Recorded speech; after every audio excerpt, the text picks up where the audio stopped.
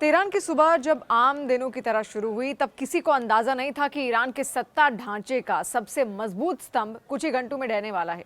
Ayatollah Ali Khamenei की मौत ने न सिर्फ ईरान बल्कि पूरे पश्चिम एशिया के भू राजनीतिक हलचल को और तेज कर दिया। द न्यूयॉर्क टाइम्स की एक रिपोर्ट के मुताबिक अमेरिकी खुफिया एजेंसी CIA पिछले कई महीनों से खामनेई की गतिविधियों और लोकेशन पर नजर रखे हुए थी।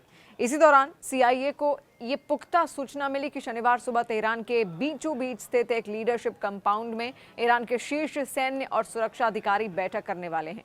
वॉशिंगटन और इजरायल की शुरुआती योजना रात में हमला करने की थी, लेकिन CIA से मिली ताज़ा खुफिया जानकारी के आधार पर रणनीति बदली गई। अमेरिका ने यह अहम सूचना इजरायल को सौंपी, जिसके बाद ईरानी नेतृत्व को निशाना बनाने का अंतिम फैसला किया गया। रिपोर्ट के अनुसार इजरायल में 27 फरवरी की सुबह करीब 6 बजे ऑपरेशन शुरू हुआ। इसके लगभग 2 घंटे बाद इजरायली वायुसेना के फाइटर जेट से दागी गई लंबी दूरी की मिसाइलों ने तेहरान के उस कंपाउंड को निशाना बनाया जहां पर बैठक हो रही थी। द वॉल स्ट्रीट जर्नल ने बाकायदा दावा किया कि खामनेई जिस परिसर में मौजूद थे वहां करीब 30 बम गिराए गए।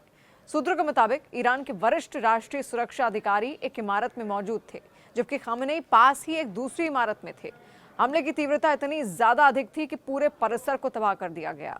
इजरायल डिफेंस फोर्स यानी कि IDF ने रविवार को बयान जारी कर कहा कि खामनेई को सटीक और बड़े पैमाने पर किए गए ऑपरेशन में मार गिराया गया। IDF ने इसमें किसी भी अमेरिकी भूमिका का उल्लेख नहीं किया है, लेकिन ये जरूर कहा है कि ईरान की सुरक्षा व्यवस्था के अधिकांश शीर्ष सैन्य अधिकारी इस हमले में मारे गए।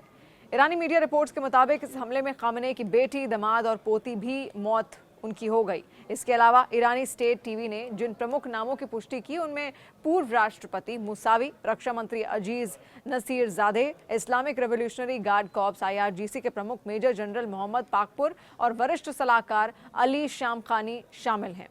देखिए, खामनेई की मौत की खबर जैसे जैसे फैली, तेहरान से चौंकाने वाली तस्वीरें सामने आने लगी। एसोसिएटेड प्रेस से बात करते हुए कायदा प्रत्यक्षदर्शियों ने बताया भी कि कई इलाकों में लोग छतों पर चढ़कर खुशियां मना रहे थे, सीटियां बजाई जा रही थी, नारे लगाए जा रहे थे और उल्लास भरी कई आवाजें गूंज रही थी। 3 दशक से अधिक समय तक ईरान पर शासन करने वाले खामनेई की मौत को कई लोग देखिए दमनकारी दौर के अंत के रूप में भी देखते हैं, तो कई इसे ईरान के लिए और बड़े अस्थिर भविष्य की शुरुआत भी मान रहे हैं। इतना तय है कि तेहरान पर हुआ यह हमला सिर्फ एक व्यक्ति की मौत नहीं बल्कि पूरे क्षेत्रीय शक्ति संतुलन को बदल देने वाला एक घटनाक्रम है। ईरान और इजरायल एक दूसरे पर ताबड़तोड़ कई हमले अब भी जारी किए हुए हैं और वहीं अब ये कहा जा रहा है कि शनिवार को अमेरिका इजरायल की ओर से ईरान पर चलाए गए संयुक्त हमले से पहले अमेरिकी सेंट्रल एजेंसी CIA ने आकलन किया था कि अगर इस हमले में ईरान के supreme leader Ayatollah Ali Khamenei मारे जाते हैं तो उनकी जगह इस्लामिक रेवोल्यूशनरी गार्ड कोर यानी कि IRGC के कट्टरपंथी नेता ले लेंगे। रॉयटर्स की एक रिपोर्ट के मुताबिक पिछले 2 हफ्तों में तैयार किए गए आकलन में ये देखा गया कि ईरान में अमेरिकी हस्तक्षेप के बाद क्या क्या हो सकता है और किस हद तक एक मिलिट्री ऑपरेशन इस इस्लामिक मुल्क में सत्ता परिवर्तन को रूप दे सकता है, जो अमेरिका का मुख्य उद्देश्य भी है। रॉयटर्स के मुताबिक नाम न छापने की शर्त में कुछ सूत्रों ने बताया कि खुफिया एजेंसियों की रिपोर्टिंग में किसी भी स्थिति के बारे में निष्कर्ष नहीं निकाला गया है। वहीं एजेंसी ने इस मामले पर टिप्पणी करने से मना कर दिया है। राष्ट्रपति डोनाल्ड ट्रंप ने बीते कई हफ्तों से संकेत दिया था कि अमेरिका ईरान में सत्ता परिवर्तन देखने में इंटरेस्ट रखता है, लेकिन उन्होंने इस बारे में कोई बड़ी जानकारी नहीं दी कि उसके हिसाब से देश का नेतृत्व कौन कर सकता है। ट्रंप ने शनिवार यानी कि 28 फरवरी की सुबह अपने संबोधन में ईरान को आतंकवादी शासन बताया था। उन्होंने इस दौरान ईरानी लोगों को सरकार पर कब्जा करने के लिए प्रोत्साहित भी किया। उन्होंने कहा कि अमेरिकी सैन्य हमले ईरान में विद्रोह के लिए मंच तैयार करेंगे। रॉयटर्स के मुताबिक अमेरिका और इजरायल का ईरान पर यह हमला वहां बीते दिसंबर 2025 में हुए प्रदर्शन के दौरान हफ्तों तक किए गए विचार विमर्श के बाद सामने आया।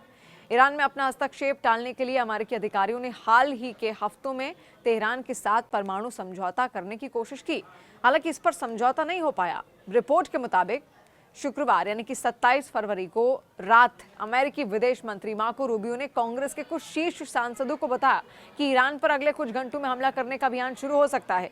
हालांकि उन्होंने ये भी कहा था कि ट्रंप अभी भी अपना मन बदल सकते हैं।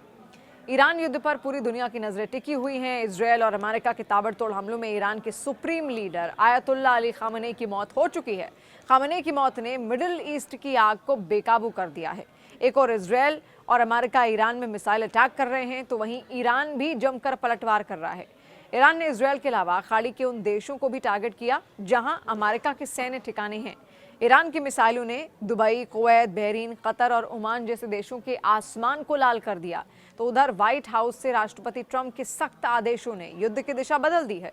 इस बीच बड़ा खुलासा हुआ है कि तेहरान के हजारों कैमरे सालों से हैक थे। इसके साथ ही supreme leader Ayatollah Ali Khamenei ने हर कदम पर भी इजरायल की नजर रखी हुई थी। इस तनाव का सीधा असर देखिए भारत समेत पूरी दुनिया पर भी पड़ रहा है। कच्चे तेल की कीमतें आसमान छू रही हैं। ईरान युद्ध से जुड़े अब कुछ बड़े अपडेट्स भी आप यहां पर जानिए। देखिए, तेहरान के हजारों कैमरे लगातार हैक थे जिन पर निगरानी इजरायल रख रहा था। इजरायल की मोसाद एजेंसी इंटेलिजेंस उन पर नजर रखी हुई थी और इसीलिए खामनेई की मौत इतनी ज्यादा आसान हो गई।